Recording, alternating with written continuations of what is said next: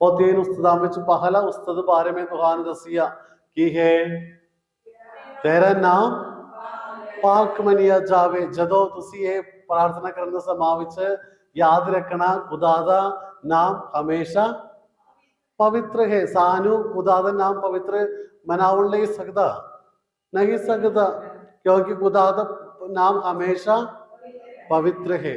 पर फिर ये शब्द ये सेंटेंस दा मतलब की है? मतलब जदों खुदा उसका नाम प्रगट कीता, जाहिर कीता, किसने जाहिर कीता? हाँ है किसने प्रगट कीता? ना, मूसा नबी नू।